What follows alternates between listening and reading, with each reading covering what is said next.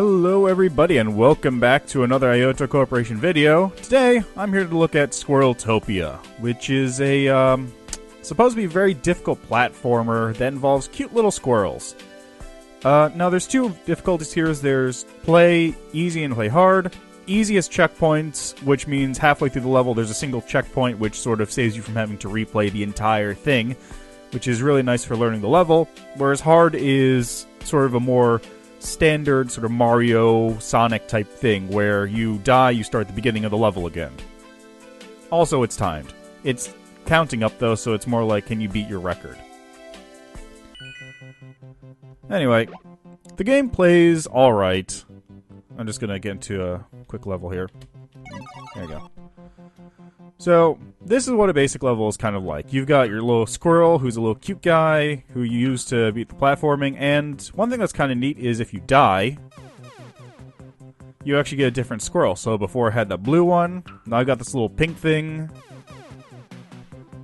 Now I got this little green one who's kind of looking smug. So it's just a very cute little thing. Now, the controls themselves are kind of, I guess, slippery. I haven't played Mario recently, like the original one, but it's... you build up speed as you run, so you won't be able to jump as far. Like, let me show you here.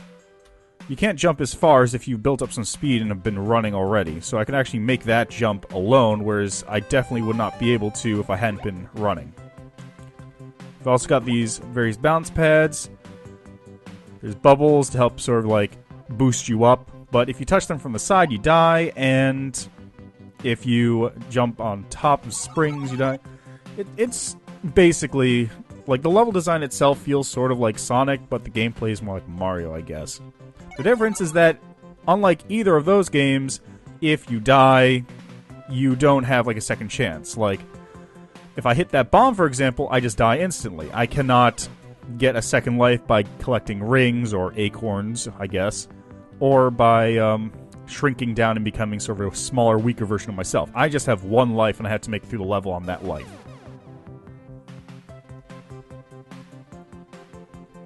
The game is fun. It has a bunch of levels. I believe the thing said 50 plus, so that's a good amount of gameplay, and it's cheap as well. It's like $4. Now, one thing I don't like too much about the game is the fact that it's sort of missing out on a lot of the sort of free-flowing of the... no, free-flowing is a bad term. Sort of the fluidity of Mario or Sonic. For example, in Mario and Sonic, you are generally speaking able to run through the entire level without stopping, without having to go back, sort of retrace your steps, and stop and wait for things to come by. On occasion you do, or you're forced to, but for the most part, a speedrunner could actually just gut through the entire level without taking their finger off the right button. In this, you are not really able to do that. For example, if I go in here, to a certain extent... crap. To a certain extent, you can do that. Hold on. The keys are also kind of sticky, so... I can't tell if it's my keyboard or the controls themselves, but controlling it does feel a bit difficult at times, like the keys aren't quite responsive. I feel like it's probably my keyboard, but I can't be sure. Crap. Hold on, let me... While I'm here, I guess I can show you the options. So these are your options. You got the ability to turn VSync on and off. You got the ability to change your control scheme between keyboard, arrow key, space, controller, WAS space, and that's it. And turn your music off and on. There's no graphics options at all, so you have to play this at full screen at whatever the game says your resolution is. So that's one thing I would definitely like to see, the ability to shrink down or change the resolution options, or maybe even play it in a window, because this would be a great thing to just have off to the side as you're doing something else. Every so often, you just pause the game, you go back to whatever you were doing, come back, play some more Squirrel. So I'm going to just change this to WAS and space. There's also some mini-games, which are just... I haven't unlocked all of them. I've only unlocked the one, because I've only beaten one world. I assume that's what causes it. But this one's just a little thing where you play as a squirrel, you have to avoid meteors that are raining down on you, and you just keep going until you beat your high score, whatever that may be. It's pretty simple. I assume that the other minigames add some more variety to it, but it's nothing special, really. There's also stats, so you can see how many squirrels you sacrificed, you can see how many gems you picked up, acorns, all that sort of stuff. And this is a level menu where you can go back and replay levels that you've already beaten. Try and get more scores, I assume? Not 100% sure, honestly. So, where was I? I believe I was trying to get through level 3? Yeah. Yeah, this one. No, not this one. So, like, for example, this one here, I can sort of run through, but then I have to... If I keep running through this level, I will die at the end, because my jump takes me... I either have to stop right there as I hit this wall so I don't jump into the water, or I have to stop here. It sort of stops my flow, and I don't like that feeling, because I want to just be able to run through this entire thing without an issue. I mean, that one's fair because I sort of should have expected the thing to hit me, but at the same time... There we go. See, like, that's nice. Being able to sort of just slide right through the level if you have all your timings down correctly. And I... Guess I gotta jump for that one. Nope. Nope. I'll get it one of these days. 2 hours later.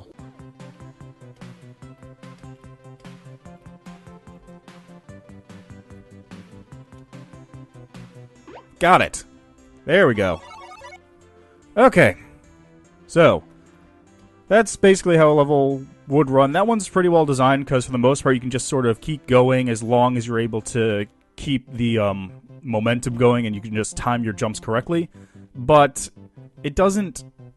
It's still not perfect, I think, because like there's some places where you just have to stop. You cannot keep going forward or else you will die. And that's the kind of design I don't really like. I want to be able to just sort of slide my way through the entire level if I mastered it. Like the first level, there's a big wall in one section where I have to just stop and drop down, and I can't avoid that. It just halts all my momentum. I just can't keep moving. Now, there's also these levels that are sort of blocked off. I'm not entirely sure what they're blocked off by. I picked up a key by being the boss, but I don't know how to unlock this thing.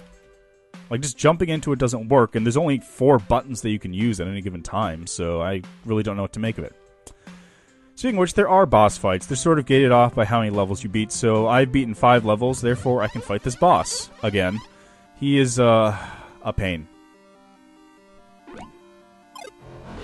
Now, the boss design is not particularly inspired, honestly. He jumps around, he shoots a laser, and...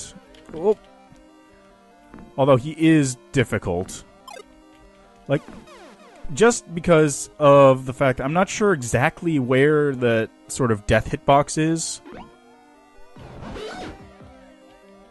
It's kind of all over the place, and you have to jump to avoid that thing, and there's mines in the air, so it's a difficult boss fight, but just sort of the way it's put together, I don't like. I do have a record of me beating him at one point, but that was like 30 minutes of just running this.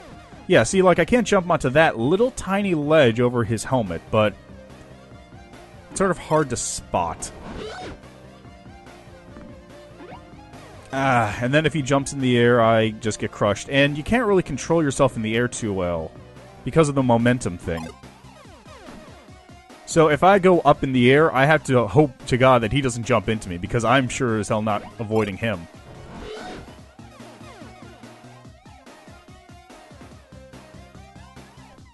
So yeah, I guess that's my basic overview of the game. The game is nicely done. It hits a lot of the high notes, but they're all sort of off.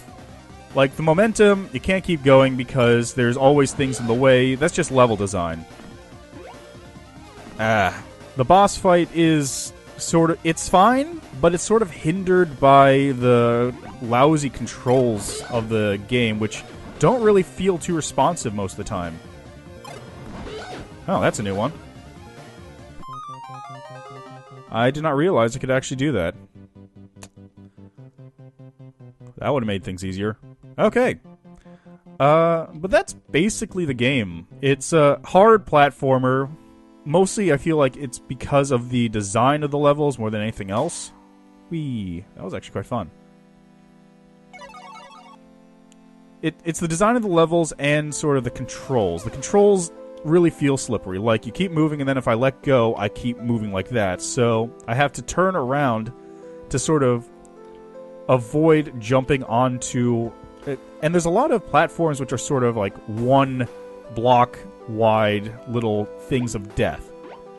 Like this one right here with the spike on it. Normally I'd have to land on something like that. And controlling in the air doesn't feel quite as right because of the momentum thing. Like, I can build a momentum in the air, but at the same time, it's like, that doesn't make sense. Also, it just limits my actual movement in the air, so I can't control myself as freely.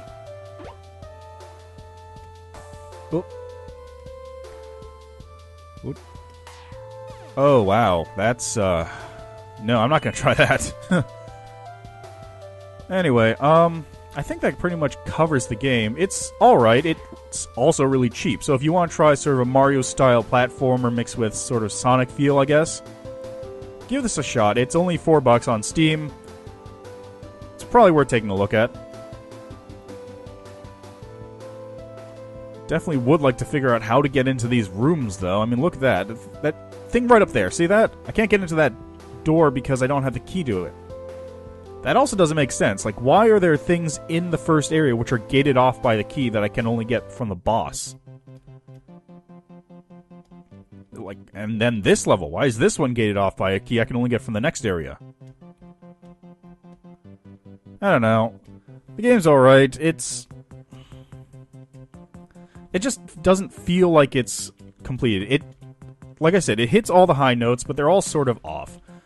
The jumping feels tight most of the time, but it's not as precise as you might need for a game like this, where occasionally you have to hit very small platforms or avoid things with very little room for error, and then you die instantly if you fail, so it can be very punishing in that respect. But yeah. Otherwise, I'd say it's a pretty good game. The music's nice. And the squirrels are cute. Anyway, this has been Ayoto Corporation. Check the game out. It's $4 on Steam. If you're interested in a sort of Mario platform with cute little squirrel things, I'd take a look at it. This is Ayoto Corporation, signing off.